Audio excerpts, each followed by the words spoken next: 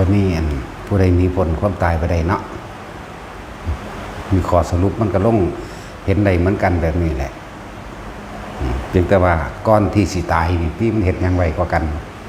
จะเข้าใจได้ว่าความตายเป็นสุดท้ายแล้วสิบ่เกิดยังขึ้นในชีวิตหลังความตายตราบใดที่พอถึงพระนิพพานสิ่งที่เขาเฮ็ดไว้ทั้งเบิดก็รับทั้งเบิดนั่นแหละพวกที่มียศถาบรรดาศักดิ์นะถ้าใส่อาชีพหรือยศถาบรรดาศักดิ์ไปในทางสร้างบุญสร้างกุศลสร้างสิ่งที่เรียกว่าเมตตากรุณามุตตาอุเบกขาต่อไปหรือเป็นที่พึ่งให้กับผู้คนอื่นใดก็ให้ใส่ยศถาบรรดาศักดิ์นั้นไปในทางที่มันเป็นประโยชน์ส่วนร่วมเพื่อให้มันเกิดสันติสุขสิเกิดได้เพราะว่ามีเมตตารักผู้อื่นเสมอตนรักตนเสมอผู้อื่นแล้วก็ช่วยเหลือผู้อื่นโดยความจริงใจบ่หวังสิ่งใดตอบแทนเรียกว่ากรุณามุทิตาคือบ่อิจฉาริษยาไผเห็นผู้ใดใดอีหยังมากก็ยินดีรวมกันโดยถูกต้องบ่เป็นไปโดยทางเบียดเบียนบ่เป็นไปโดยทางเสียหายอุเบกขาวางจิตเป็นกลางให้เป็นอย่ามีความลำเอียงว่านี่คือหมู่พวกว่านี่คือพ่อแม่ว่านี่คือญาติว่านี่คือผู้ที่ได้รับผลประโยชน์รวมกันจังซี่ถ้าวางจิตเป็นกลางได้ อำนาจใดๆกับบ่จีรังยังยืนดอกนะแม้กระทั่งว่าอำนาจของพระราชาเจ้าฟ้ามหากษัตริย์แต่ละบ้านแต่ละเมืองถ้าบ่มีคุณธรรมประชาชนเขาก็สามารถทำรัฐประหารได้เหมือนกันนั่นแหละนั่นแหละมันมีเรื่องเล่ามาตั้งเยอะแยะอยู่ที่มาเป็นคติเตือนใจพระราชาผู้บ่มีคุณธรรมเหมือนกับศาสตร์หนึ่งที่พระศรีวลีพอเพิ่นถือขาแล้วเขาก็แย่งเอาเมืองไปแล้วก็ปกครองประเทศชาติตอนนั้นปกครองโดยบ่มีศีลธรรมบ่มีคุณธรรมบ่มีเมตตาเห็นแก่โตเห็นแก่กินแก่อยู่และเห็นแก่ปกครองของเจ้าของเองนั่นแหละสุดท้ายแล้วเขาก็ร่วมกันกับประชาชนซ้ำเป็นผู้ไปตัดหัวพระราชาในเมืองนั้นมาถวายให้กับพระศรีวลีในศาสตร์นั้นอันแล้วก็ทั้งสั้นแล้วมันดูแน่นอนนี่ครับว่าขนาดว่าใหญ่สุดแล้วสุดท้ายแล้ว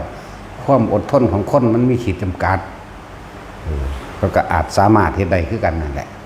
สิภาษายังกับแค่ยศถาบรรดาศักดิ์ความเป็นนายกบ่ความเป็นรัฐมนตรีบ่อันนี้หังของข้าวเดียวซ้ำหรือความเป็นข้าราชการได้ยศนายสิบนายลอยนายพลนายพันยังกระช่างเถอะอันนี้หังเป็นของคราวเดียวครับจึงว่าให้แต่ละคนนั่นคนเฮาสิยอมสิเคารพนับถือกันโดยความจริงใจก็เพราะว่าความดีความมีน้ำใจความมีเมตตาความกรุณาช่วยเหลือกันพึ่งพากันโดยทั้งใดทั้งหนึ่งมันต้องมีอยู่ในหันแหละ พวกข้าราชการทั้งหลายจะเข้าใจเด้ว่าพวกเจ้ามามีอำนาจเหนือประชาชนเจ้าของมีหน้าที่สีกะกีคือสีของดินสีของดินทุกคนได้รับสีกะกีวัดนั่นแหละถ้าได้เขารับราชการอันนั้นนี่แล้วก็ดีบ่แม่นมาหาผลประโยชน์ในตำแหน่งหน้าที่เด้มาเอื้อเฟื้อสิ่งที่เป็นประโยชน์ต่อมวลชนต่อประชาชนเด้บ่แม่นมาหาผลประโยชน์ ให้ความเป็นธรรมทำความเข้าใจกับการอยู่ร่วมกันหรือเวลามีกรณีพิพาทนั้นนี่ต่างๆศึกษาซะก่อนบ่แม่นมาตัดสินเอาเลยบ่แม่นฟังความข้างเดียวพร้อมนั่นแหละ ได้คิดได้ว่าอำนาจมันสิยั่งยืนมันบ่ยั่งยืนเด้มันสู่ประชาชนบ่ได้เด้ประชาชนคนหลายกว่าแล้วจึงบอกไว้แต่ละคนเด้อว่าอย่ายอมเด้อันใดแต่ว่าให้มีความเป็นธรรมให้มีความจริงคือว่าข้าราชการไผกระสร้างแบบไรก็ตาม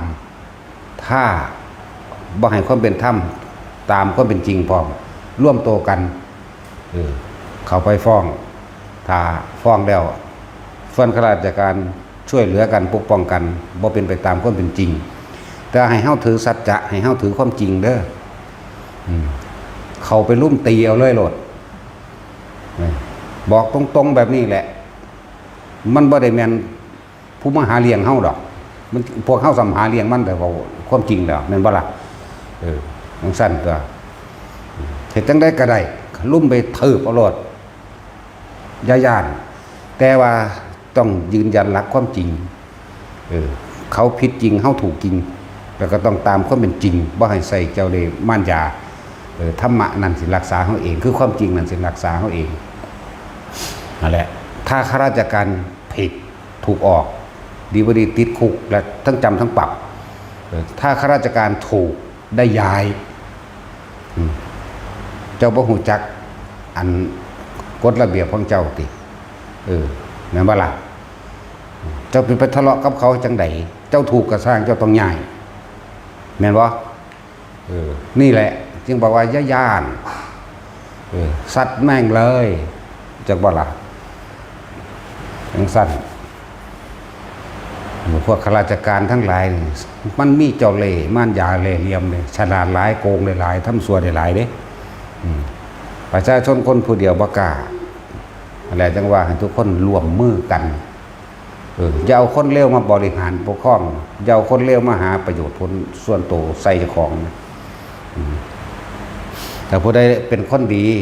มีความยุติธรรมรักษาไว้สมมุติว่าเพิ่นมีเรื่องจังซี่พากันร่วมตัวกันไปปกปักรักษาเอาตัวแต่คนบ่ดีนะลุมมันเลยถ้าข้าราชการผิดดีว่าดีทั้งจำทั้งปรับทั้งออกถ้าข้าราชการถูกได้ย้ายเนี่ยบอกแบบนี้เลยอย่าย่านเกิดมาตายไปแห้งแล้วโผใส่กันเลยอยากว่าล่ะพวกนี้นั่นแหละจื้อไว้โลดพวกข้าราชการทั้งหลายเขาทำง่ายๆเด้อพวกฟังอยู่ทางบ้านก็คือกันเขาทำได้ง่ายๆนั่นแหละเขาจึงต้องรักษาวินัยของตัวของเองระเบียบตัวของเองเวลาไปทำสัตว์อันใจย่าสาบานก่อนที่เขารับตำแหน่งมันบ่จื้อบอกเหมือนว่าแต่จุ้ยเดี๋ยวเขาไปทำพิธีแรงรับพิพัฒน์นามสัตยาสาบานในการเข้ารับราชการว่าจะดูแลประชาชนหรือด้วยความเป็นธรรมเหมือนบอกนั่นแล้วในเมื่อมันบ่สื่อสัตย์กับตัวมันเองหรอกมันจะเอาอีหยังมันจะเลิ่นเนาะ สู่คนร้ายบ่ได้แต่ว่าอย่ายืมว่าต้องตามความเป็นจริงเด้อเฮานี่ถูกรังแกจริงต้องเป็นจริงแม้นเขาสิเล่เหลี่ยมแม้นเขาสิออกเอกสารปลอมหรือเขาสิ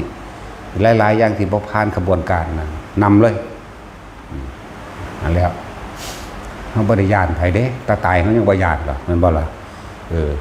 พวกมันนั่นย้านเสียหน้าเสียตาเนาะ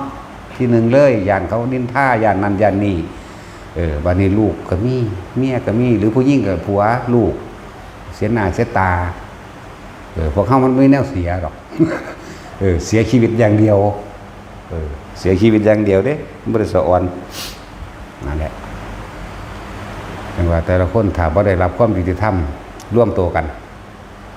ในหมู่บ้านนั้นๆแหละข้าราชการแห่งเฮ็ดง่ายบอกได้เลยว่าข้าราชการเฮ็ดง่ายแต่ว่าพวกเฮานี่รู้สึกว่าย่านเนาะ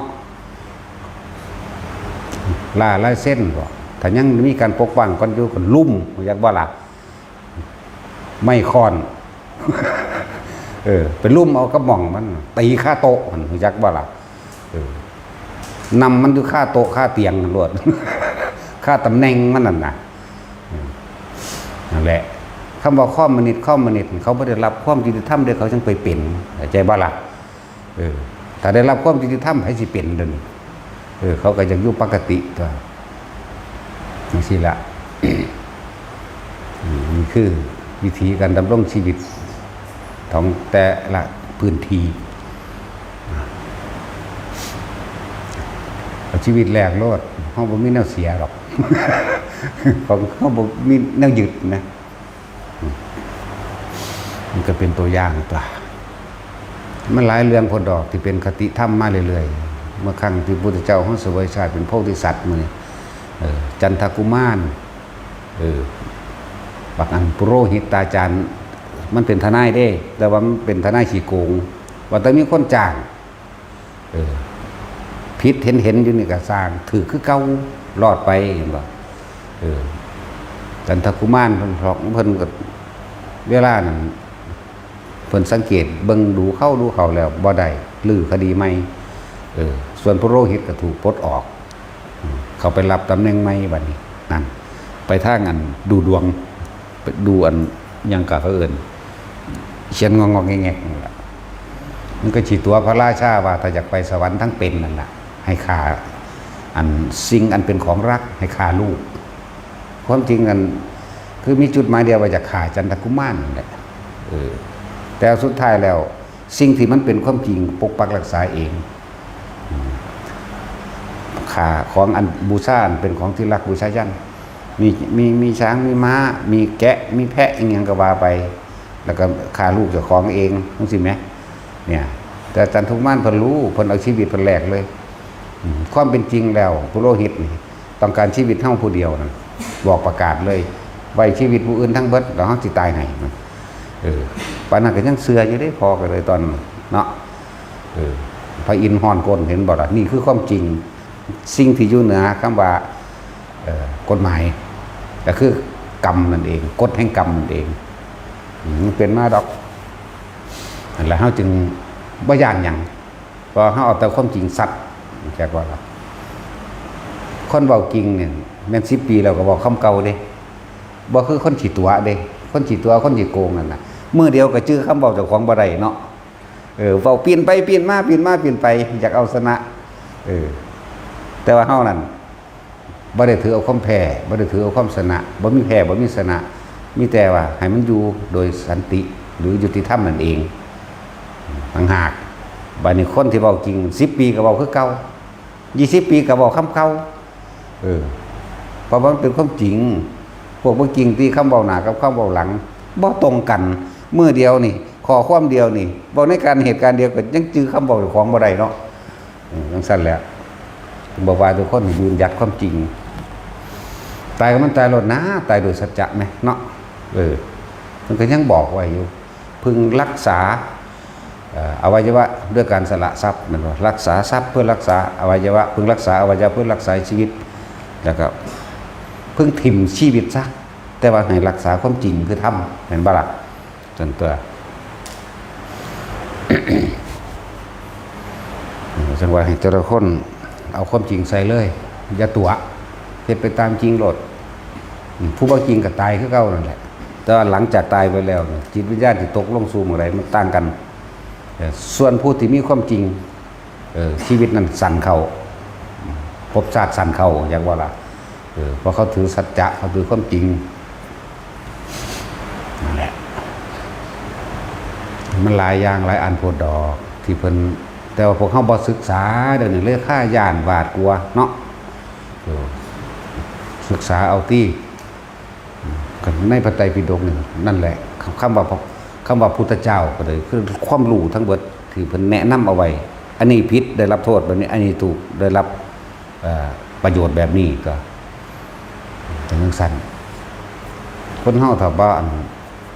สร้างประโยชน์เพื่อผู้อื่นใดคุณชีวิตบ่ได้มีค่าเด้ซ้ำยุ่งซ้ำหมูซ้ำหมานี่นึงเด้เดี๋ยวดีหมูหมามันดีกว่าอีกถ้าเฮาสิเทียบก็คือยุ่งนี่แหละซ้ำยุ่งเพราะยุ่งบ่ได้สร้างประโยชน์กับไผเฮาไล่แล้วเบิ่งรายละเอียดไปแล้วยุ่งนี่บ่มีประโยชน์ต่อคนเด้เนาะหมดแดงมันยังไปหาแหนกระดูกหรือว่าย่อยสลายสารต่างๆได้เนาะแหนกระดูกก็ได้หรือว่าเจาะเอาแม่งนั่นแม่งนี่ให้มันเปื่อยก็ได้ปวกกระเจาะอันไม่ให้กลายเป็นดินเป็นฝุ่นเป็นปุ๋ยก็ได้เนาะไล่เบิ่งคักแล้วนี่ยุ่งนี่บ่มีประโยชน์เลยเอาไล่เบิ่งเด้อผู้ใดเคยนึกบ่มีแต่โทษก็เลยว่าคนพวกนั้นมีค่าแค่ยุ่งอ่ะแหละสิมีค่าหาแมวหยังนั่นค่ากับบ่บาปหรอกมันก็แค่อันซ้ำสเก็ตไฟฟองไส้นั่นแหละเขาก็ใส่ลักของเขาก็ได้ตัวขาเอาบุญ อยากอย่างกับขาเอาบุญแต่แมนว่าสั่ง พระพุทธเจ้าเขาก็ยังกระถือข้อหยักเนาะ ค่าหนึ่งแลกล้านเด้เห็นบ่ซั่นคือบ่เห็นว่าภาษาสำนักตกนรกกับแบ่งภาคตกอะไรตัวเนาะ พวกเกี่ยวแบ่งบ่เป็นบ่ต้องเฮ็ดดอก แต่ว่าเฮ็ดโลดว่าแต่มันเลวอยากบ่จังซั่นแหละ มันเลวเกินมันหล่นหลายเขาก็เฮ็ดคือกันเด้อย่าย่านตะบาปหลายคนมันมีประโยชน์แล้ว เฮาบ่ได้ย่านเด้เรื่องศีลเอาไว้ก่อน เอาไว้ก่อนอย่าพึ่งเด้ฆ่าคนก่อนฆ่าคนเอาบุญก่อน ทั้งสี่ก็มีเด้แต่เฮาศึกษาทะลุปูโป่งแล้วบ่มีปัญหาดอกวิธีมันนะมรรคผลนิพพานห้ามอยู่อย่างเดียวอนันตริยกรรมนอกนั้นไม่ห้ามเด้อนอกนั้นไม่ห้ามจะสิทำหยังมากก็สร้างเว้นไว้แต่อนันตริยกรรมแต่สิเว้าเรื่องฆ่าคนบ่ได้อรหันต์ติโอ้ยพระองค์คุลิมานฆ่าพันกว่าคน1,010 กว่าคน แต่ว่าตำราเขียนไว้999ขาดอยู่นิ้วเดียวว่าซั่นปุ่นไหลเบิ่งตะขาที่แรกนะเอาไปเสื่องไว้น้ำโกนไม้ลืมหม่องหนูฆ่าไปนกฆ่าไปเอาไปไว้ใต้ก้อนหินจังมาฝันเสือกห้อยเอานิ้วได้นั่นเหมือนเวลาแน่คือบรรลุอรหันต์อันนี้หน้าหังแน่สันตติอมาตย์ สันตติอมาตย์เป็นทหารเนาะฆ่าเป็นแสนกว่าบ่ได้บาทนี่ชนะแล้วพระราชายังมาม่อมเราอีก พระราชาม่อมเราอีกประธานนั่งสนมนั่งว่างให้อีกผู้หนึ่งโอ้โห40 กว่าปีตอนนั้นเลยว่าโอ้ยเฒ่าเลยก็น้อย เอาอยู่ว่าสั่นที่แน่ได้7 มื้อที่แต่ร้องให้7 มื้อที่7นั่งรับมันตายที่เราบ่ได้ทุกข์เพราะว่าเราบ่ได้เมาเราหรอกความจริงเราเมาอีนั่นแหละ เราเมาอีอันนั้นเด้เมาเราดิบ่แม่นมันเมาอีอันนั้นอีมันตายแล้วจังว่าแล่นไปหาพระพุทธเจ้าเทศนาให้ฟังบรรลุอรหันต์เฉยแน่จังซั่นแล้วแนวคนว่าเทศแมงโลดเนาะมันสิเป็นหยังพุทธเจ้าก็ว่าอันถ้าเกิดว่าเฮาตายแล้วอันใดที่คนบ่แสดงเด้อว่า แสดงตัวยากหยังเราก็ทำตามเพิ่นนั่นเนาะนั่นแหละวันนี้เรื่องผู้หญิงเอาถือว่าถ้าว่าเมียหลายมันบาปพระพุทธเจ้าห้องหลายก็หมู่อีก 74,000 คนพุ่นฮอดได้เป็นพุทธเจ้าเนาะน้อยโพเอาจัก100 ล้านเป็นหยัง สั้นแล้ว นั่งสนมเมียเอกผู้เดียวนอกนั้นกับ 74,000 คนวันนี้พ่อใหญ่สุดโทษนะเอาคิดว่าเพิ่นมีผู้เดียวติผู้แรกก็ว่าแม่ใหญ่อันสิริมหามายาวันนี้ผู้ประชาบดีโคตรมีดิ3น้องเอาเบิดเด้รวบเบิดคั่วเด้จักว่าล่ะมี3สาวเด้แม่ใหญ่สิริมหามายา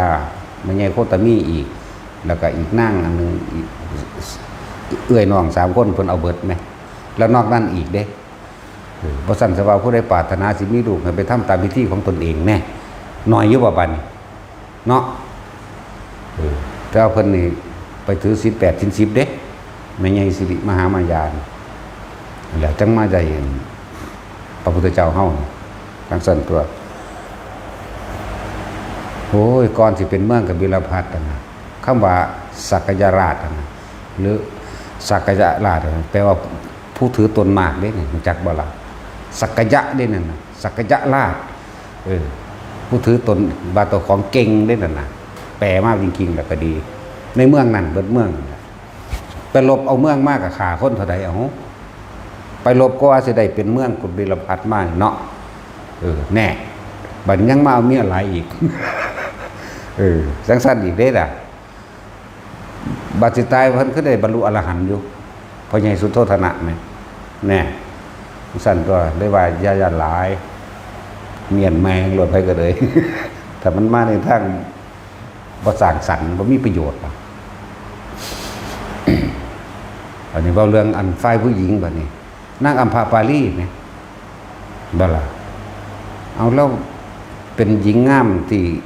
แต่ก่อนเก่าเราบ่ได้อยู่เมืองเก่าเราดอกคนทางนั้นแย่งกันหลายแล้วหนีมาแล้วมาเมื่อยนอนอยู่ใต้ห่มม่วงบัดนี้คนเห็นก็มาแย่งกันอีกพระราชาเลยเอามาตัดสินให้เป็น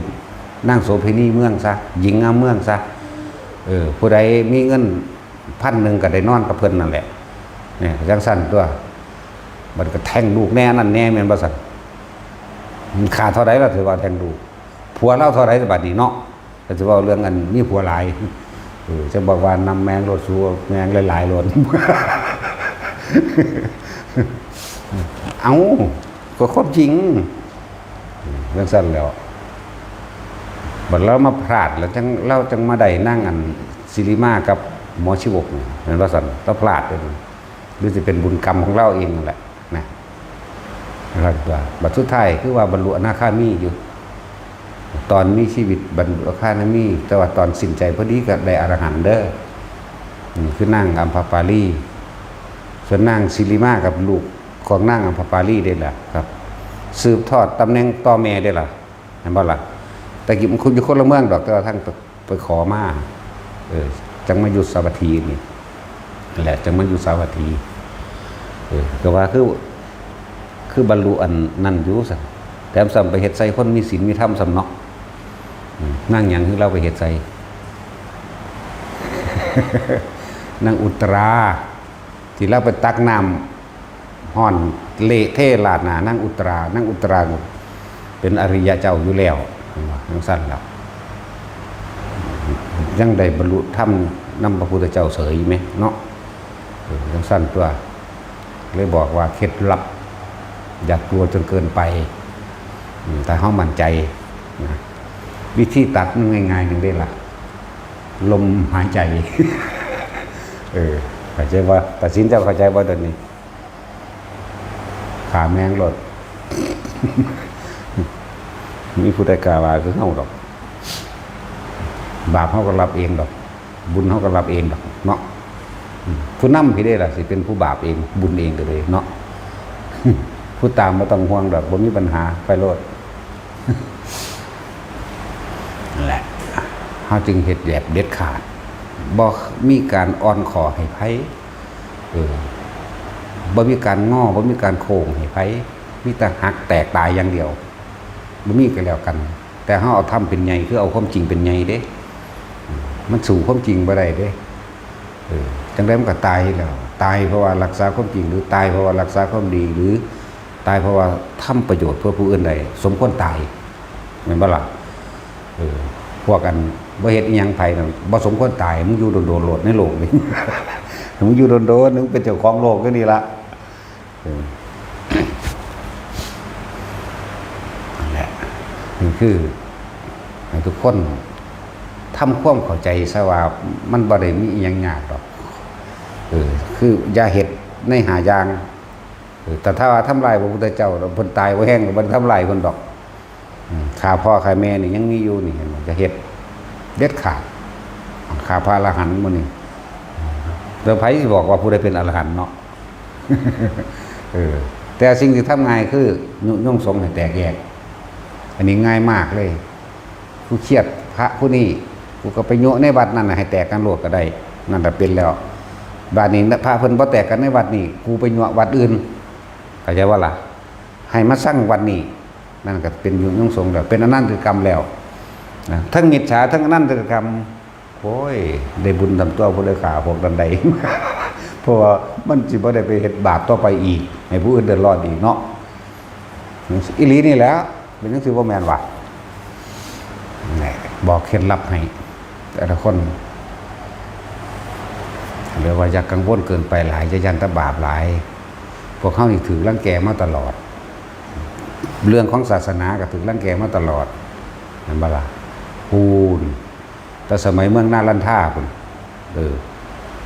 ย่านตะบาปเป็นนางสมาธิเขาฟันข้อเนี่ยป้าตกขาแม่มก่อนเด้กูบ่ได้ให้ผู้ใดฟันเด้ กูขาก่อนเด้กูบ่ได้ผู้ใดบ่ไก่กูเด้ มันสั่นแล้ว ปกป้องศาสนา เฮ็ดได้เบิดทุกอย่างก็แล้วกันปกป้องศาสนาหนึ่งปกป้องคนเฮานำหนึ่งก็ได้เบิดเรือว่าเขาสิบ่เฮ็ดนะเดี๋ยวคนเฮาถ้าว่าให้โอกาสครั้งหนึ่งครั้งสองครั้งสามแล้วมันยังบ่เปลี่ยนหรือว่าบ่ยอมกลับใจได้ก็สิให้ไปเฮ็ดหยังเนาะเรียกว่าสันดานแล้วนั่นมันบ่อาจสามารถที่เปลี่ยนใจใหม่ได้เด้สั่นให้โอกาสแล้ววันนี้ทุกคนให้มั่นใจโลดอันเกี่ยวกับ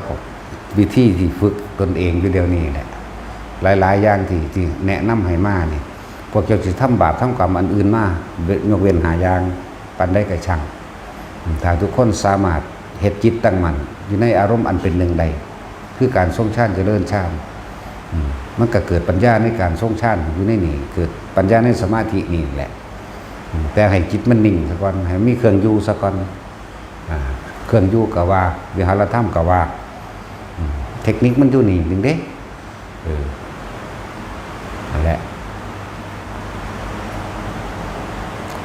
จิตสุดท้ายบาดจะตายมันบ่คิดถึงหยังมันอยู่แค่กับลมหายใจใจขาดตายไปกับลมหายใจจิตบ่มีหม่องตั้งอย่างเขาว่าจิตบ่มีหม่องตั้งคือบ่ไปคิดถึงนั่นเองบ่คิดถึงบ้านบ่ห่วงลูกห่วงหลานบ่ห่วงทรัพย์สมบัติบ่ห่วงผัวบ่ห่วงเมียบ่ห่วงไผใดๆทั้งสิ้นแต่ว่าในความจริงในขณะนั้นที่มันเป็นมันบ่คิดเข้าใจบ่แม่นคิดว่าบ่ห่วงเด้บ่ได้คือตัดสินเด้เฮ็ดไปโลดจะไปคิดถึงมันแม้นั่นน่ะเพราะแต่มันวาบมันอาจารย์บามันก็คิดแล้วตัวมันก็หายทันตัวมันสั่นแล้วอาจารย์บาบ่ให้คิดก็นั่นแหละคิดมันก็หายตัวต่างๆที่ไปกำลังสิบูบวาบผู้ใดเข้าถึงจุดนี้ได้ผู้นั้นก็ฮู้ดอกนะว่ามันระงับแบบใดทุกข์บ่มีสุขบ่มีเด้ความรู้สึกสามขาดเบิดในขณะที่มันเป็นใดนะความรู้สึกอันเป็นสุขเป็นทุกข์และเป็นอุเบกขาความพอใจไม่พอใจตลอดทั้งอุเบกขาบ่มีเลยมันสิมีแต่รู้อยู่กับมันอย่างเดียวนั่นแหละรู้ทั้งกับรู้ทั้งที่เห็นทุกอย่างรู้ทั้งที่สิ่งที่มีนี่เด้นั่งสั้นนะ ตอนเขาอยู่กับลมนิ่งแม้กระทั่งลมกับบ่มีแล้วนี่ว่างคำว่าว่างปราศจากการคิดว่างปราศจากการดึงสิ่งต่างๆที่เห็นเข้ามาเด้สวรรค์เขาก็เห็นสวรรค์แต่ละอันแต่ละจุด1 2 3 4ตลอดทั้งพรหมโลกแม้กระทั่งอรูปภพมีแต่แนวเหลือมีแต่แนวเป็นตัดหลงไหลโอ้ยโลกมนุษย์มันบ่ได้เทียบเด้แต่ว่ามันบ่คิดหยังเลยในหันนะในสิ่งที่เฮาเห็นนะผู้เรียกร้องให้ไปอยู่นำก็มีเด้บ่แม่นบ่เรียกเด้มีนั่นแหละเพิ่นก็อยากให้ไปอยู่นำนั่นแหละแต่คือเฮารู้ตอนมันบ่ทันได้เป็นจังซั่นซะด้วยซ้ำไปว่าทุกอย่างที่เฮารู้เห็นเป็นประสบมานี่ไม่มีอะไรจริงสักอย่างและไม่มีอะไรที่เป็นเครื่องกีรังอย่างยืนสักอย่างเห็นจริงแต่เรื่องไม่จริงเฮาบ่จับเข้ามาเข้าใจบ่นี่เห็นจริงแต่ไม่จริงแล้วนี่คือก่อนมันสิไปหม่องหันเข้าใจบ่นี่หลายๆอย่างที่เฮาใช้ชีวิตปกตินี่เห็นจริงแต่ไม่จริงคือเฮาบ่ถือเอาเลยนี่เป็นคำเว้าซื่อๆเด้ความจริงบ่มีคำเว้าบ่มีคำคิดพร้อมแต่ทุกคนฝึกไปเถอะทุกคนได้เสมอกันนั่นแหละแต่เฮ็ดไปถึงจุดนั้นได้แล้วนั่นพวกเจ้าต้องบ่คิดฝึกซะก่อนจังสิรู้ลมหายใจนี่อุณาโลมนี่สำหรับผู้ใดฝึกใหม่เอาสิบอกวิธีทำบอกวิธีทำบอกความรู้สึกที่มันเปลี่ยนในกายนะบอกวิธีว่าคิดแบบไหนหรือบ่คิดแบบไหนคนที่ฝึกใหม่ให้ชินลมหายใจนี่กับอุณาโลมให้มันตีคู่กันสักก่อนเด้อยืนก็ให้เป็น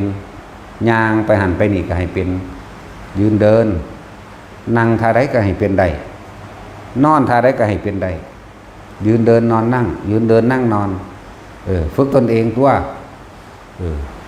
ถ้าบ่ได้ขั้นต้นขั้น2 3 4บ่ได้เข้าใจบ่ล่ะมันสิเป็นลัดเอาเลยบ่ได้เด้นั่นแหละเฮาจึงมีหน้าที่ที่บอกว่า เฮามีหน้าที่สร้างเหตุอันสมควรผลจะเป็นเองหน้าที่เฮาคือสร้างเหตุอันสมควรผลสิปรากฏขึ้นเอง แต่ว่าอย่าลืมว่า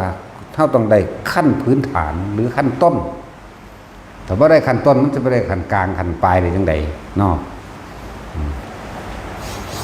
อยู่กับลมนี่อยู่กับอุณาโลมนี่ยืนเดินนั่งนอนคล่องแล้วต่อไปเฮาบ่ได้นึกถึงลมเลยแต่ว่าอาการปิติเกิดขึ้นเองเข้าใจว่านี่ที่มันเกิดขึ้นเองเพราะว่าอย่างในช่วงจังหวะนั้นเฮาบ่คิดนี่เฮาบ่คิดความรู้สึกนี่น่วงขึ้นกลางหน้าผากโลดที่บอกไว้แล้วว่ามันบ่คิดเด้มันจังขึ้นนั่นมันก็เข้าสู่อาการนี้ที่เพิ่นว่าจิตนึงก็ว่ารู้สึกตัวก็ว่ารู้สึกตัวทั่วพร้อมวิหารธรรมก็ว่าสตินี่บ่หนีออกจากกายเห็นบ่สติปัฏฐานได้นี่สตินี่รู้สึกนี่ความระลึกนี้ไม่หนีออกจากความรู้สึกในกายนี้นั่นแหละอยู่ในนี้บัดนี้มันที่มีแยกย่อยต่างๆแต่ละคนอาจจะไม่อยู่ในที่ในหรือในจุดเดียวกันเด้ออันนี้บอก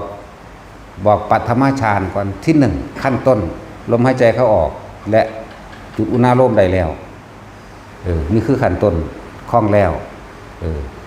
บางทีมันเคลื่อนไปสู่ขั้น2บัดนี้มันขั้น2มันสิเป็นเองดอกขั้น2สิเป็นเอาเองย่างไปธรรมดาปุ๊บย่างไปซื่อๆนี่แหละตาเฮาก็เหลือเห็นดินเห็นทางอยู่นั่นแหละแม้นคนขับรถก็จังตาเฮาก็เบิ่งทางแต่ว่าความคิดเฮาบ่ไปถึงอดีตอนาคตก็อย่างบัดนี้มันก็ขึ้นเลยปึ๊บนี่เรียกว่า2บัดนี้ชั้นที่2ยืนเดินนั่งนอนมันก็สิเป็นของมันเองดอกตัวที่3มันก็สิเป็นของมันเองอีกบัดนี้บอกความรู้สึกที่มันเกิดขึ้นกับกายบ่ได้อยู่จุดเดียวกันที่เดียวกันแต่ว่าบอกเพื่อว่าบางคนก็สงสัยบางคนมันอยู่หัวเลยมันเป็นคือเอามือเศร้าหัวนี่นึบหน้าบอยู่แต่จื้อเคยเป็นหรอบ่เคยเป็นอยู่บ่นึบหน้าบนหัวในหนังหัวเฮาถ้าผู้ใดอยู่ในจุดนี้ได้ก็ให้อยู่ในจุดนี้จะไปคิดว่าดึงขึ้นมามันคือบ่อยู่หม่องคือเพิ่นว่าเนาะคืออาจารย์ว่ามันคือบ่มาเด้อพยายามดึงคิดมามันหายซ้ำแม่นบ่นั่นแหละถ้าเป็นความรู้สึกที่เคยชินกับมันแล้วอยู่บนหัวอยู่หัวเลยมันขึ้นหัวปุ๊บก็รู้สึกตัวในหัวนั่นแหละสติอยู่ในกายเหมือนเดิมอยู่ในเวทนาเหมือนเดิมแม่นบ่อยู่ในจิตในจิตก็คือสติกำกับจิตนั่นแหละนั่นแหละจิตกับผู้รู้กับจิตคือรู้หยังรู้สึกตัวนี่แหละบ่ให้ไปรู้แนวอื่นดอกรู้สึกตัวว่ามันเนิบหนาบอยู่หัวสำหรับผู้อยู่หัวก็บ่ต้องสงสัยอยู่หัวเลยเมื่อไหร่มันขึ้นปุ๊บขึ้นหัวเลยเรียกว่าทุติยฌานขึ้นหัวเลยอยู่หัวโลดรู้สึกตัวที่บนหัวโลดกลางกระหม่อมกลางหัวเจ้าของโลดบัดนี้บางคนมันเป็นแนวนี้ระวังลมหายใจกับกลางคิ้วเป็นอันเดียวกันเป็นยาวๆบ่แม่นยาวคักเด้ยาวซ้ำนี่แหละยาวซ้ำมันลมหายใจนี่เนี่ยลมหายใจมันสิเย็นอยู่ในกระดูกดังนี่นะกระดูกดังนี่กับจุดอุณาโลมนี่มันต่อกันเลยก็ให้อยู่อย่างนี้เข้าใจบ่ล่ะก็ให้อยู่อย่างนี้บางคนอยู่เฉพาะลมม้วนๆอยู่ในโพรงจมูกเป็นคำว่าม้วนๆบ่แม่นหมุนๆหยังดอกแต่มันเป็นความรู้สึกที่ว่าเฮาฮู้จักว่าลมเข้าลมออกอยู่เฉพาะเนี่ยเรียกว่ากระดูกอ่อนสุดดังนี่ดังหักๆลงมานี่กระดูกอ่อนสุดดังมันรู้เข้าออกอยู่แค่นี้ก็ให้อยู่แค่นี้นี่เด้อบอกบ่ต้องว่ามันคือบ่เป็นคือเพิ่นว่ามันบ่ตายโตจักว่าเด้อบางคนบัดนี้มันมาอยู่ระหว่างท่ามกลางอกความรู้สึกที่หนึบหนาบอยู่หัวแต่ว่ามันเป็นความรู้สึกหนึบหนาบอยู่ท่ามกลางอกบ่แม่นหนังนอกเด้ชื่อไว้ในเด้อบ่แม่นหนังนอกมันเป็นอยู่ทางในโค้งกระดูกอกกระดูกจักซี่แหมมันอยู่ทางในบอกปานนั่นแหละแปลนคักปานนั่นแหละบอกกันเลยมันเป็นอิ่มเอิบเนิบนาบมันอยู่ข้างในก็ให้มันอยู่หันเลยบ่แม่นไปคิดดึงขึ้นมามันอยู่หน้าผากคือเพิ่นว่านี่แหละ อันใดก็ได้บัดนี้มาร่วมว่าที่เฮาบ่ออกจากความรู้สึกตัวทั่วพร้อมอยู่ระหว่างกลางคิ้วรู้สึกตัวทั่วพร้อมอยู่ระหว่างกลางหน้าผากในกระดานหน้าผากเข้าใจกระดานหน้าผากบ่เดี๋ยวนี้เคยกินน้ำแล้วมันแซ่ขึ้นกระดานหน้าผากบ่มันจิ้วขึ้นรถอ่ะนะเนาะแต่ว่ามันบ่แซ่แบบเปียบปวดแบบนั้นผู้เฮ็ดเป็นทางจักหรอกนั่นแหละผู้อยู่นี่ก็อยู่นี่เลยผู้อยู่หัวก็อยู่หัวไปเลยผู้อยู่ระหว่างทำกลางอกก็อยู่เลยบางคนเคลื่อนที่ไปในจุดต่างๆก็แค่ให้รู้สึกตัวอยู่ในจุดต่างๆที่มันอยู่ในกายจักบ่เนี่ยกายเวทนาจิตเวทนากายรู้สึกตัวอยู่ในแค่นี้นี่แหละบางคนมันบ่อยู่กับหม่องเด้อยู่นี่แน่ขึ้นนี่แน่ขึ้นนี่แน่ลงกลางสมองเลยก็ลงเด้เป็นกลางสมองหนึบหนาบเหมือนกันแม้นบางครั้งมันสิเกิดคือแสงขาวนวลๆหลอดไฟนวลๆระกลมเลี้ยวเห็นฮอดกระดานหัวกะโหลกเจ้าของทางในนั่นเด้บ่แม่นตานี่เห็นเด้แต่ว่ามันเห็นอย่างว่านึงมันเห็นก็แค่เห็นนั่นแหละนี่ก็ให้แค่เห็นนั่นแหละบ่ต้องไปเอาแนวอื่นมาแทรกนี่บอกไว้แต่ว่าเป็นไม่แทรกเบิดทุกคนหมายถึงความคิดพาแทรกหาเหตุผลผิดถูกหรือต้องการอยู่จุดเดียวเป็นไม่ก็สิเป็นทั้งสั้นเป็นธรรมดาคนเป็นไม่จะมีความสงสัยเป็นธรรมดาสงสัยปั๊บมันหายปั๊บแต่ว่าเมื่อได้ยินคำบอกวิธีแก้แล้วนี่คือบ่ต้องสงสัยนะก็สิสงสัยนิดหน่อยคือมันจังเร็วถ้าได้ฟังเพิ่นแนะนำให้แล้วมันก็เร็วขึ้นโอ้เพิ่นว่าบ่ต้องสนใจเนาะก็แล้วไปโลดบัดมันเป็นมาอีกมันเป็นดอกอันตัวว่าอ๋อเพิ่นว่าบ่ต้องสนใจมันหายแล้วเด้นั่นพอความคิดมันพาแล้วใช่ว่าล่ะมันหายแล้วจังที่ว่านั่นแหละของเขานี่เลื่อนไปเบิดทุกจุดเลื่อนเองพร้อมสามารถกำหนดเจ้าของเลื่อนเอาของเองแต่ว่าหลายๆคนเลื่อนเองบ่เป็นแต่ว่ามันเป็นไปเองเข้าใจบ่มันเป็นเอาเองกับเฮามันสามารถกำหนดได้แล้วมันคนละอย่างกันอยู่เด้อสำหรับผู้มันเป็นเอาเองก็ให้มันรู้สึกในมันเป็นเอาเองบางคนก็ม่วนๆรู้สึกเย็นอยู่ในโพรงจมูกอันนี้แหละกระดูกอ่อนเฮานี่เย็นเข้าออกหรือว่ามันต่อมานี่ขึ้นหัวก็ขึ้นไปลงกลางสมองก็ลงไประหว่างทำกลางอกก็ลงไปลงในระหว่างท้องก็ลงไปมีความรู้สึกระหว่างท้องบางที่มีแสงสว่างออกท้องจะเฮาก็เห็นอยู่ซื่อๆทางบ่แม่นตาอันนี้เห็นเด้เป็นอีหยังที่รู้ว่ามันเป็นแบบนี้นะลงท้องสะดือนั่นแหละบ่แม่นจุดน้อยๆดอกบักใหญ่พุ่นพี่ละพี่แต่ว่ามันเป็นอยู่ในนี่ล่ะบางทีมันก็ขึ้นมานี่เลยบักใหญ่บัดนี้จังซั่นบางทีมันก็ไปแสงสว่างอยู่ในกลางกะโหลกเฮาเดี๋ยวเห็นฮอดเพดานกะโหลกหัวกะโหลกนั่นแหละจังซั่นจังว่าเฮาสามารถที่สิเลื่อนไปฮอดตีนพุ่นก็ได้ขึ้นมาระวังแข้งระวังขาขึ้นมาได้เบิดอันเขาเจ้าชำนาญแล้วแต่เฮาบ่ทันชำนาญเฮาแค่ว่ารู้สึกตัวอยู่กับมันรู้สึกว่าอยู่กลางหน้าผากรู้สึกว่าอยู่กลางหัวรู้สึกว่ากลางอกหรือท้องแม้นมีอาการอื่นๆจะพาแทรกซ้อนเข้ามา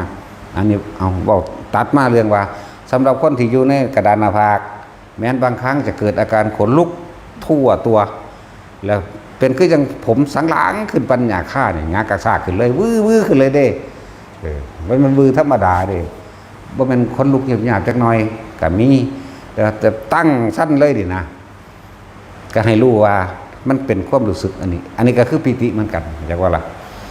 ที่ว่าปีติมันสิแทรกซ้อนกันนั่นอันนี้เคยเป็นถึงปีติซ้อนกัน5อย่าง6อย่างเป็นปีติซ้อนกันแต่ว่าเฮาบ่ได้สนใจตัวนั้นเฮาแค่รู้สึกกับมันเฉยๆ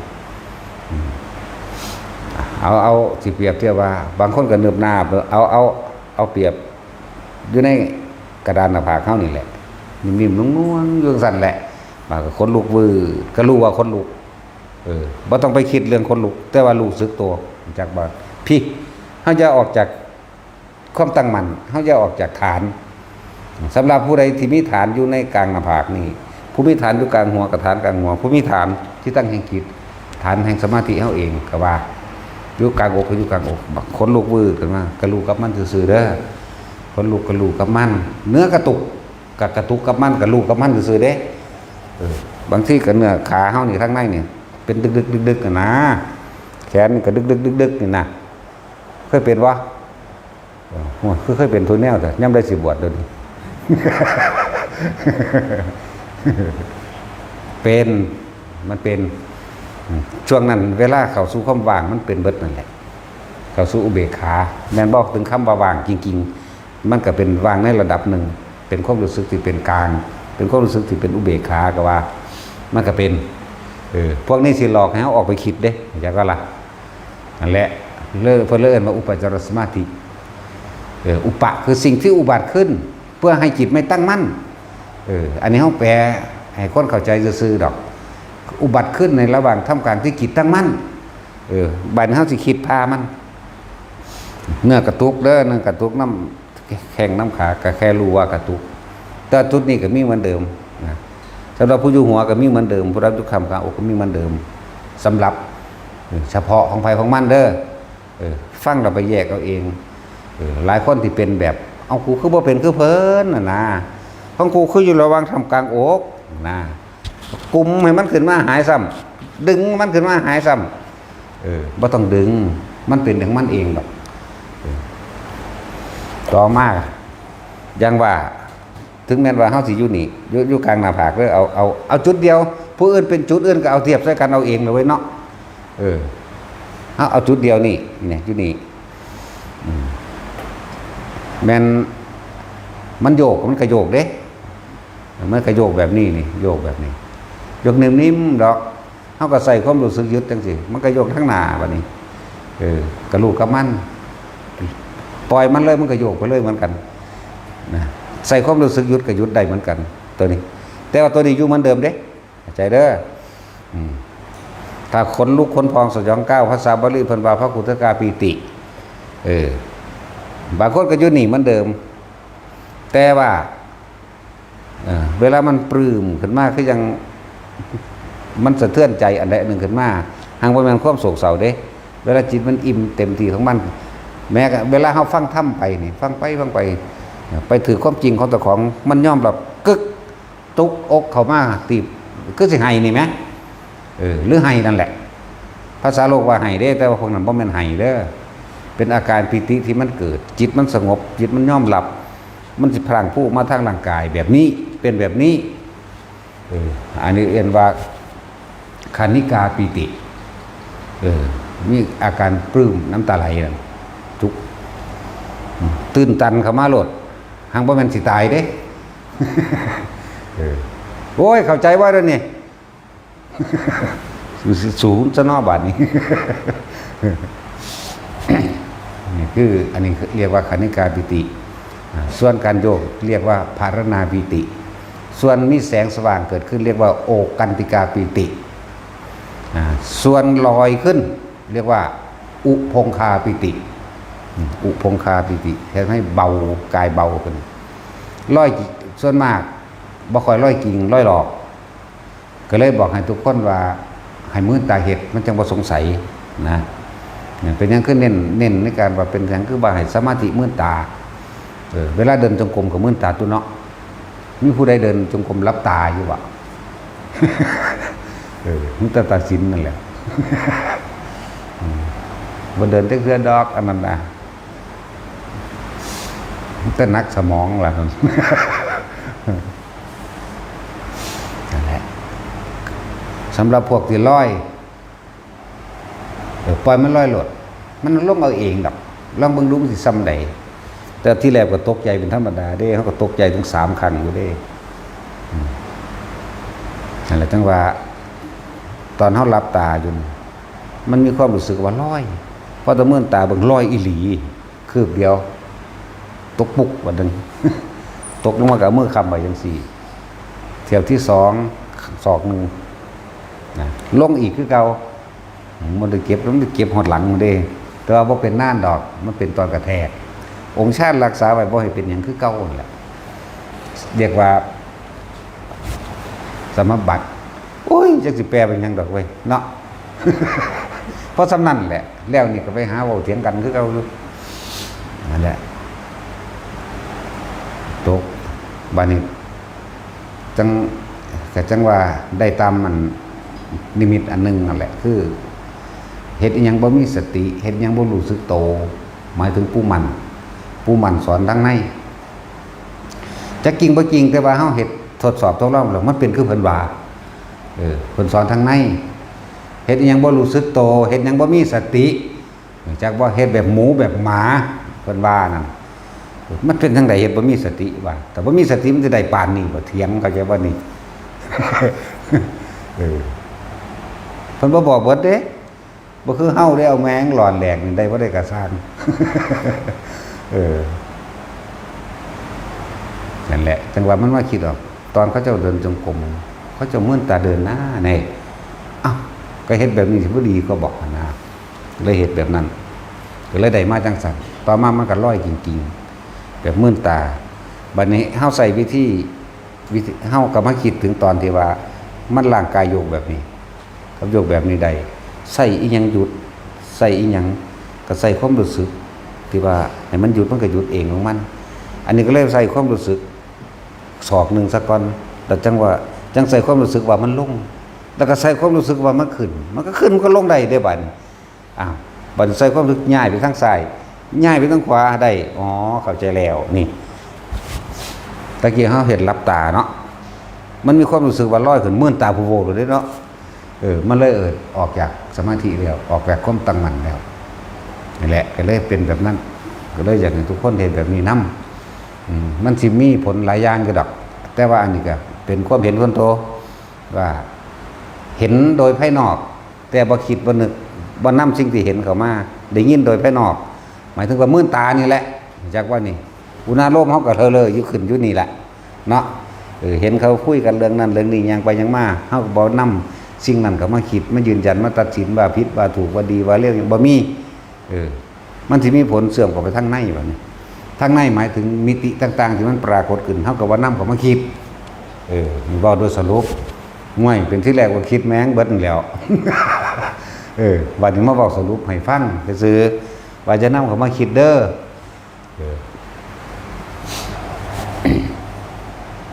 นอกในแต่ใจบ่คิดบ่นึกเสมอกันได้จากว่าล่ะ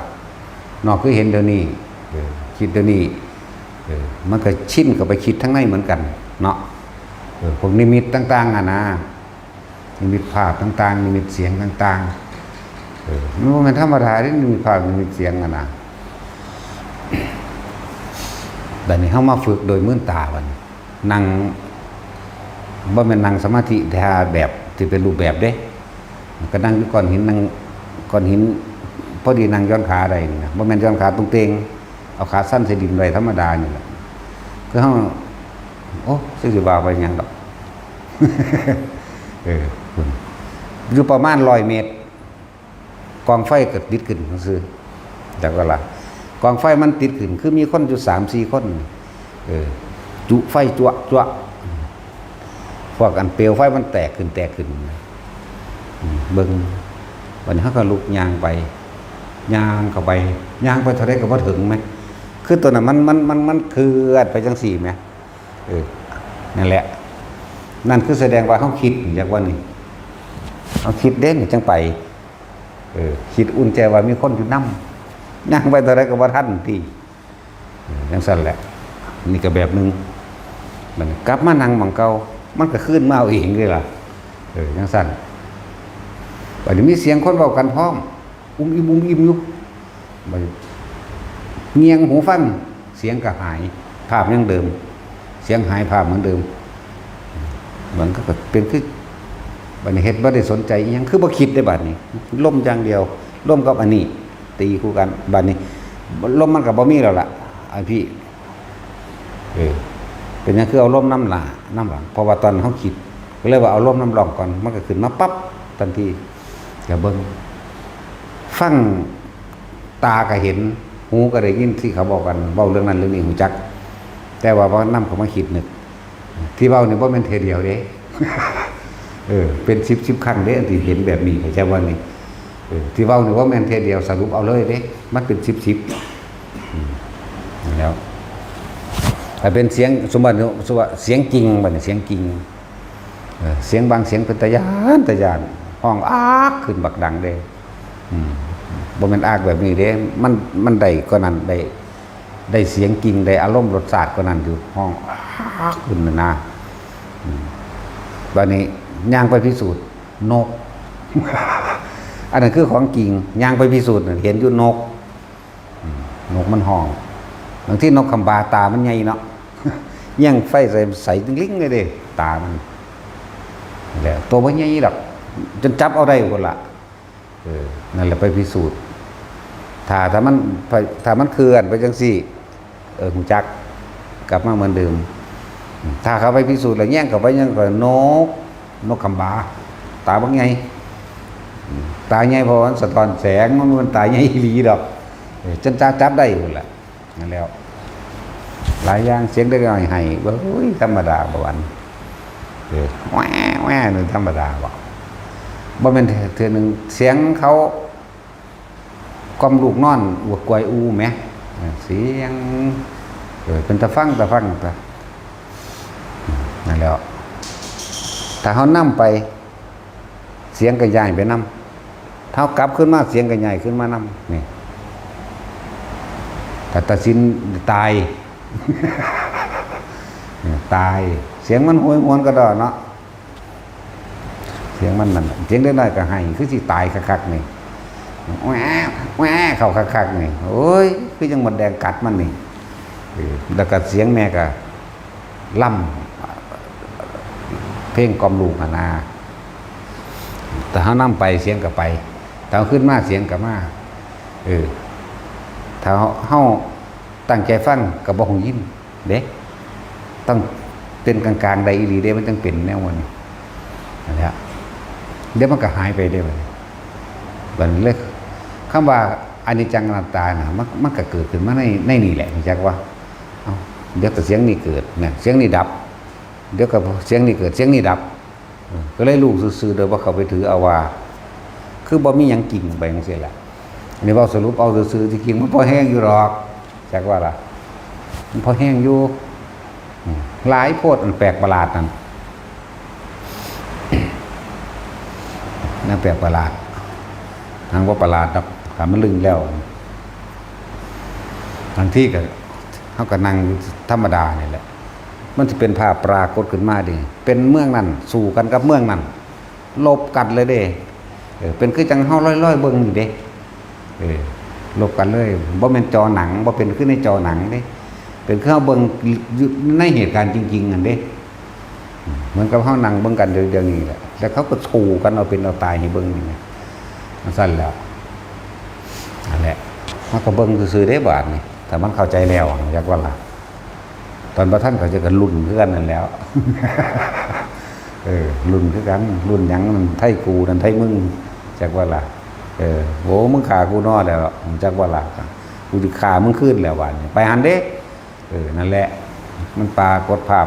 ต่างๆก็ว่าเป็นเจ้าของนั่นแหละในหันก็ดีสู่กันหลายอย่างก็ดอก มันมีภาพเหตุการณ์หนึ่งที่พระเจ้าตากกับทหารภูมิใจวันแหละ500ถือพม่าล้อมไว้เด้พม่าล้อมไว้มันเป็นภาพเป็นคือเฮาในเหตุการณ์แหละคือเป็นเฮาแสดงนี่แหละจากก็สู่เพียงพำแต่ว่ามี2สาวจากมาตาใสเก่งๆผู้หญิง2คนฟ้าแหกวงล้อมมาเพื่อสิเปิดทางให้พระเจ้าตากนี้ได้เนี่ยหันหลังไปก็ถือกาตายซ้ำ2สาวนั้นสั่นแหละนั่นนี่ก็มีทั้งสั้นแหละแต่พวกงามๆเสียดายอยู่ แต่ต่อเรื่องเล่าว่าหลังจากเพิ่นขึ้นข้องนับตั้งเป็นดินแล้วเพิ่นนำหา2สาวนี้เพิ่นก็เลยไปตั้งเป็นเฮ็ดชื่อวัดนั่นให้ว่าวัดหยังวัดสาวหยังสาวหานหรือหยังนี่แหละหรือว่าโพหานหยังนี่แหละมันเปลี่ยนชื่อมาแล้ววัดสาวหานได้จริงชื่อมันชื่อแรกเริ่มต้นแรกชื่อวัดมันชื่อว่าวัดสาวหานคือความกล้าหาญของวีรสตรี2คนนั้น2คนนั่นแหละตั้งขึ้นมาเป็นวัดวีรสตรีสาวหานจึงเรียกว่าวัดวัดสาวหาน เดี๋ยวนี้ชื่อว่าวัดโพหยังบุมันก็เปลี่ยนแปลงสั่นมันบ่กี่ลังยังยืนดอกซื้อก็เลยเนาะวัดยังก็สร้างมันดอกมันเกือบบัดแล้วล่ะ จังสิก็มีมันเป็นเรื่องเป็นเล่าวขึ้นมาจังซี่ ในจังหวัดถ้าเฮาคิดนึกเข้ามาแล้วเฮาว่าอันนั้นนี่มันเกิดความอาฆาตกันเด้ก็เลยต้องเบิ่งซื่อๆรู้ซื่อๆก็เลยว่าเห็นจริงมันบ่จริงดอกตอนนั้นแหละโอ้อันแนวมื้อนี้บ่ต่างจากฝันแต่ว่าเฮาบ่ได้หลับตาเด้แล้วก็บ่แม่นแบบฝันไปหรือบ่แน่ใจเด้ชัดเจนคือหยังได้อีหยังก็เลยชัดเจนคือเฮาเหลียวเบิ่งกันเดี๋ยวนี้โอ้โหมันชัดเจน บ่มีแนวสิเว้ามันชัดเจน มีแต่ว่าชัดเจนแหละนี่ก็ชัดเจนคือกันนี่ไปฝึกมาจังดีแล้วเด้นี่ฝึกมาจากผู้ลังกาฝึกนอน ชัดเจนดีนอนพิสดารลงไปในหันรถ หลายอย่างอยู่ดอก อันนี้เรียกว่าอุปจารสมาธิก็เรียกได้เด้อถ้าเฮาบ่นำเข้ามาคิดมันก็เป็นอัปปนาสมาธิหรือเป็นสมาธิเต็มภูมิประกอบกันกับปัญญาแห่งพระไตรลักษณ์ก็เกิดแทรกซ้อนอยู่ในหันเลยเป็นอนิจจังเป็นอนัตตาเด้เรื่องราวต่างๆเกิดขึ้นมันบ่แทรกอยู่ซั่นตลอดเด้มันก็ดับเรื่องนั้นเกิดเรื่องนี้เกิดเรื่องนี้เกิดไปเรื่อยนั่นแหละปัญญาในสมาธิก็แทรกซ้อนหรือปัญญาในฌานก็แทรกซ้อนเหมือนกันถ้าเฮาเห็นพระไตรลักษณ์ได้ก็บ่มีปัญหาละบ่ถือเอาหยังจักอย่างเรื่องนี้เกิดเรื่องนี้ดับแต่ทุกสิ่งทุกอย่างมาสรุปลงตรงที่ว่าบ่มีหยังจริงนี่เด้เห็นจริงแต่มันไม่จริงสิ่งทั้งหลายทั้งปวงมีความเกิดเป็นธรรมดาดับเป็นธรรมดาทั้งสั้นแหละสำหรับผู้พินิมิตทั้งสี่เด้อคือไปเทียบเอาแล้วว่ามันสิคือกันบอกมันคนประสบการณ์ไผมันไหมเนาะบ่แม่นว่ามันสิคือไผมันคือเฮาเว้าทุกคนบ่แม่นแบบนั้นเด้พวกเจ้าเห็นหยังก็สร้างมันเป็นเรื่องของพวกเจ้านั่นแหละแต่ว่าให้ลงตรงเถอะเห็นจริงแต่มันบ่จริงว่าจะนำเข้ามาคิดจะนำเข้ามานึกเรื่องนั้นเรื่องนี้ต่อไปเห็นแล้วเห็นแล้วจักว่าล่ะคำว่าปัจจุบันคือมันบ่ได้คิดเด้ปัจจุบันนี่มันบ่ได้คิดถึงอดีตอนาคตเกิดบ่ได้มันถึงเป็นปัจจุบันเนี่ยพูดถึงนิมิตต่างๆ มันไม่แค่นี้เด้พระพุทธเจ้าเสด็จมาตรงองค์นั้นองค์นี้แสดงทำแบบนั้นแบบนี้เฮาก็ยังบ่เชื่อเด้คือเห็นจริงแต่บ่จริงแต่ของบางอย่างเห็นนำกันคือขัดแมนอยู่ จักสิบอกว่าจังไดเนาะพระพุทธเจ้าแต่ละองค์มาแสดงจังซี่ก็แสดงไปหรือพระสงฆ์องค์นั้นองค์นี้เพิ่นก็บอกฮอดชื่อเพิ่นนั่นแหละชื่อว่าจังซั่นฮักก็ว่าของจริงนี่แล้วก็คนมาเว้ากันเนาะ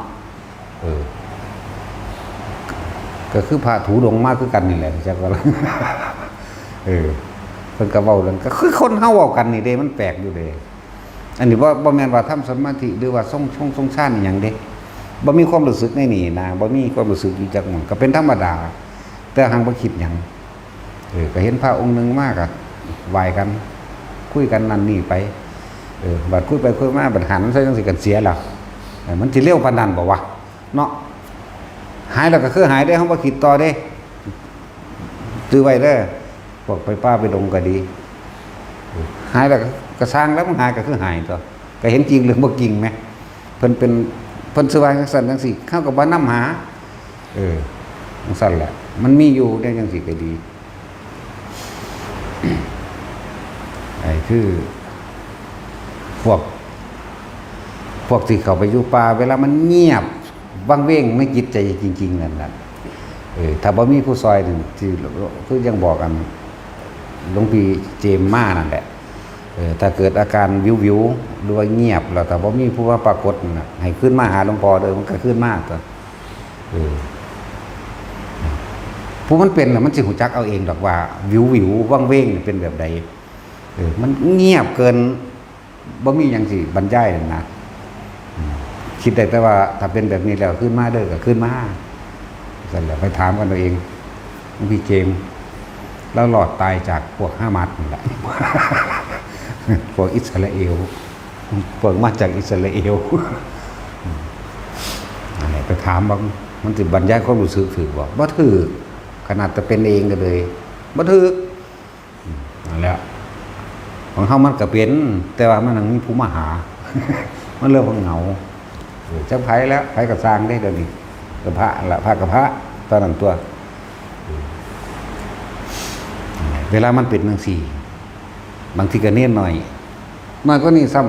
ำอุ้มบาทซ้ำแองน้ำพุ่นพี่บาท เป็นเน้นหน่อยแต่เฮาก็ฮู้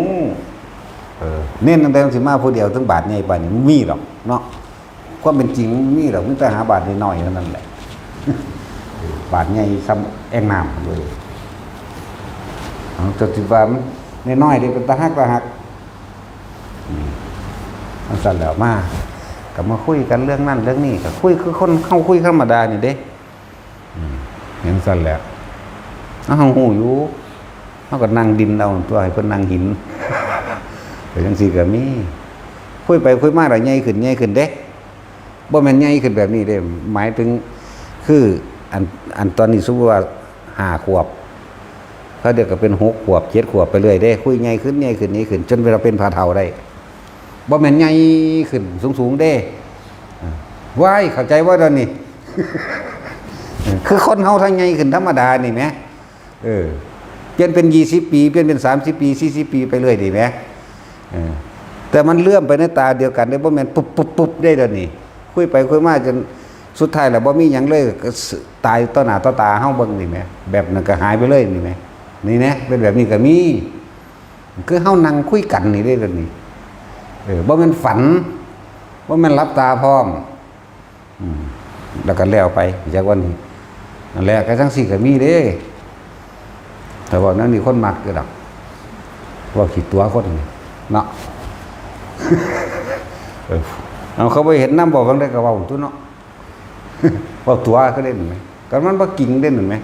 แต่กิ่งก็ดึงมานำได้ถึงตัวปานนี้เนาะ สั่นๆแต่มันเอาอยู่นี่ก็เอาเถอะนะถ่ายรูปติดอยู่นั่นบอกคนไทยอยู่นั่นก็มีได้ล่ะเอาอยู่นี่ก็มีเห็นบ่อันนั้นมันเป็นผ้าเฒ่าพระเฒ่าๆตัวนั้นก็เลยสีผ้าเพิ่นมันเลยสีอันนี้ตัว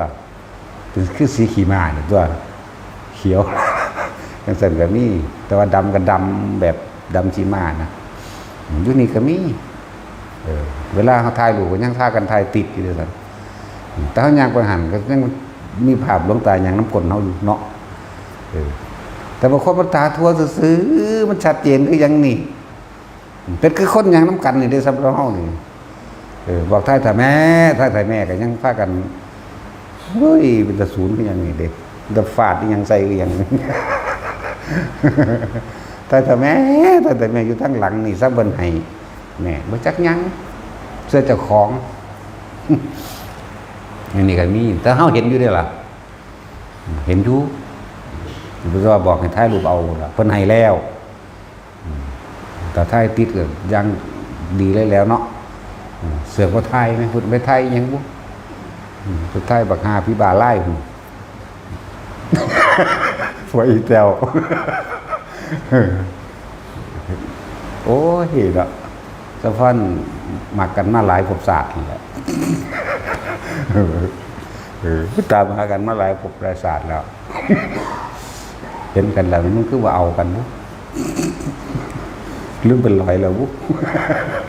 ไม่สั่นแล้วของจริงบอกไทยถ้าแม่กับวัดไทย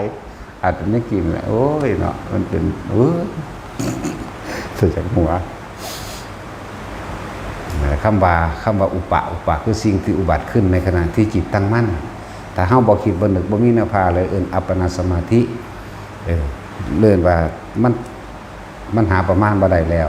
คือมันตั้งมั่นตลอดนะเรียกอย่างนึงว่าสมาธิเต็มภูมิก็ว่าปัญญาก็เกิดอยู่ในหันแหละเพราะเฮาก็อาศัยคำแนะนำของพระพุทธเจ้าแนะนำเรื่องอนิจจังเรื่องอนัตตาเรื่องอนิจจังทุกขังอนัตตานี่เด้ มันแนะนำอันนี้เอาตัวนี้สว่าจะเข้าใจได้คนพวกนั้นต้องไปเห็นเอาเองเป็นจริงเอาเองอันแหละความหมายก็คือเพิ่นบ่ให้ยึดมั่นถือมั่นไหม แล้วสิเว้าสรุปบอกว่าสัพเพธรรมานารังอภินิเวสายะเนี่ยสิ่งทั้งหลายทั้งปวงนี่แหมเข้าใจบ่นี่เว้ารวบเอาเลยนี่ว่าสิ่งทั้งหลายทั้งปวงนี่มีความเกิดขึ้นเป็นธรรมดามีความแตกดับเป็นธรรมดาอันบุคคลทั้งหลายไม่ควรเข้าไปยึดมั่นถือมั่นนี่แหมบ่เขาให้ไปยึดเอาเมาถือเป็นอารมณ์นี่แหมสักแต่ว่าเห็นแล้วไปได้ยินแล้วไปบ่นำเข้ามาคิดให้มันรู้ในปัจจุบันตอนนั้นโดดสว่าคุยกันกับพวกนั้นคุยแล้วก็แล้วไปบ่นำเข้ามาอีกนี่เป็นอารมณ์นะนั่นแหละเรียกว่ารวบสัพเพธรรมานารังอภินิเวสายะสิ่งทั้งหลายทั้งปวงมีความเกิดขึ้นเป็นธรรมดามีความแตกดับเป็นธรรมดาบ่มีอย่างกี่ร่างอย่างยืนใดดอกจึงบ่ควรเข้าไปถือเอาสักอย่างผู้ถือเอาพ้นก็ย่อมเป็นทุกข์เพราะความถือยึดเอาเนี่ยสิ่งทั้งหลายทั้งปวงแต่เพิ่นว่าสิ่งใดสิ่งหนึ่งเกิดขึ้นเป็นธรรมดาเนี่ยก็ยังเน้นอยู่อันเดียวอยู่หั่นว่าแล้วก็มีความแตกดับเป็นธรรมดามันให้เว้ารวบสิ่งทั้งหลายทั้งปวงเลยแต่ว่านี่มันเห็นยากก็ว่าสิ่งทั้งหลายทั้งปวงแม้กระทั่งโลกนี่ก็ต้องแตกดับนะโลกนี่ก็ยังเป็นอันตรธานตรกัปอันตรธานตรกัปอย่างหนึ่งระหว่างพุทธดอนกับอย่างหนึ่งเด้อันตรธานแห่งพุทธศาสนาแห่งพระโคดมนั่นสิกะอีกอย่างหนึ่งแต่ว่าอันตรธานตรกัปมันยาวนานโพดยาวนานก็บ่โดนดอกอีกบ่เกิน2 ล้านปีดอกถ่ายอยู่เบิ่งเด้อบ่ได้อยากดูกันเลยอดเอาอย่าตายแต่อยู่เบิ่งพูนสิ้นศาสนาของพระศรีอริยเมตไตรพูนเทคโนโลยีต่างๆของคนที่มันเฮ็ดแนวมาฆ่ากันรุนแรงกันฆ่ากันดวงอาทิตย์เกิด1 2 3 4 5 6 7ใหม่ปุ๊บเรียบร้อยผู้ใดตกนรกก็เสียใจด้วยพวกเจ้าจะได้กำไรในนรกหลายช่วงนั้นมันเป็นสุญญากาศจากบ่นี่อยู่ในนรกก็อยู่เลยเปรตก็เปรตเลยเด้บ่มีเดรัจฉานเด้อผู้ใดอยู่สวรรค์ก็เป็นกำไรของสวรรค์ไปเลยเด้จังซั่นว่าซั่นเอิ้นว่าสุญญากาศกับที่บ่มีอีหยังตอนนั้นพวกสวรรค์ก็สวรรค์ไปเลยพูนยาวนานไปอีกเท่าใดเป็นอสงไขยพุ่นล่ะจังสิมาตั้งใหม่จังสิเกิดขึ้นเป็นเองใหม่โลกนี่เกิดขึ้นเองอาศัยอุณหภูมินั่นนี่ในแสงแดดดินน้ำไฟลมมันร่วมโตจะคู่กันจังเกิดเกิดเป็นก้อนน้ำขึ้นมาซะก่อนมีดินอยู่ทางใต้บัดนี้มันก็บวขึ้นมาก็เกิดเป็นงอนดินขึ้นมาหมู่เทวดาทั้งหลายล่องลอยมาถ้าไม่เห็นจังมาซีมดินใหม่จังเป็นโตใหม่จังว่าล่ะเกิดว่าสิฮอดพระพุทธเจ้านรกะฮอดพระเจ้าธรรมราชาไหลเข้าไปเรื่อยๆนั่นสั้นแล้วจังสิเป็นสารมัณฑกัปกับนั้นมีพระเจ้า2 องค์บางเสนาแล้วต่อกันไปอีกนั่นแหละกับนั้นปัตตกัปมั่งนั่นแหละมันตกัปมั่งแต่รวมเรียกรวมเรามีพระพุทธเจ้า10 องค์มันบ่แม่นข้าวเดียวเด้ ข้าวเดียวอยู่แล้วเฮาหายใจเข้าเที่ยวดับแมงเบิดไกลตัวเนาะบ่ได้เว้าเล่นเด้หายใจเข้าทีเดียวดับคนอยู่ในลมหายใจจริงๆก็ยังก็อยู่ในลมหายใจจริงๆมันดับจริงๆเด้อล่ะเจ้าพวกเจ้าสิดับดวงหรือดับชาหรือเปล่านี่แหละจะจังได้กระสร้างเด้อโลกนี้ก็ต้องแตกสลายโลกนี้ก็ต้องเผาใหม่โลกนี้ก็ต้องดับภาษายังกับชีวิตเฮาเด้อซ้ำเฮายังมีโอกาสและมีชีวิตอยู่พยายามนึกถึงลมหายใจมากๆเกิดทำให้บ่อยทำให้มากทำให้ชินเมื่อมันชินแล้วมันบ่ได้นึกเด้มันบ่ได้เฮ็ดหยังอีกเด้มันบ่ได้ปฏิบัติเด้เพียงแต่ว่ารักษาข้อวัดไว้หมู่เบิ่งซื่อๆเด้เป็นตัวอย่างเลิ่นว่าทำให้เห็นนั่นทำให้เห็นเป็นตัวอย่าง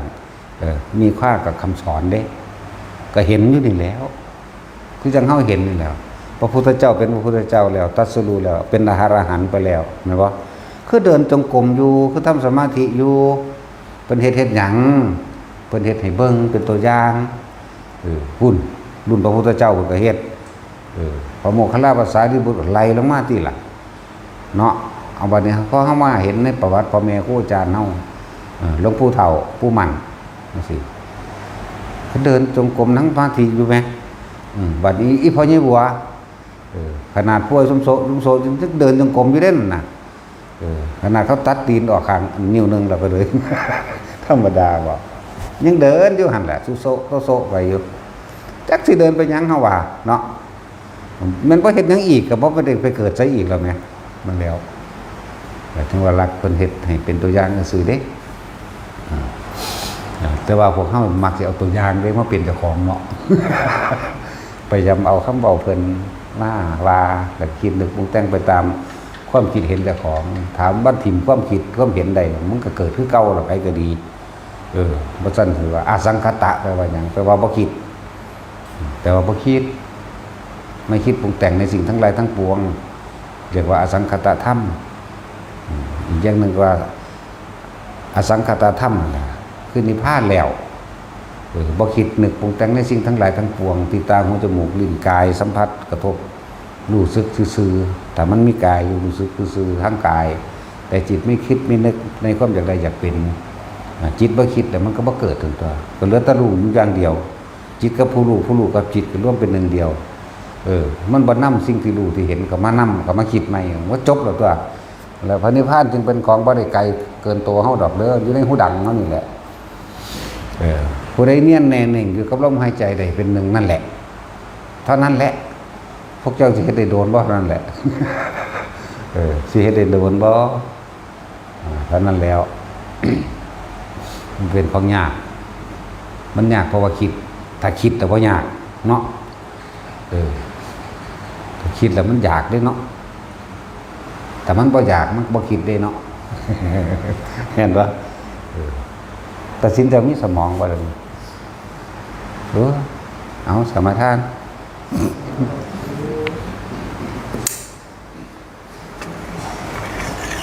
นะโมตัสสะภะ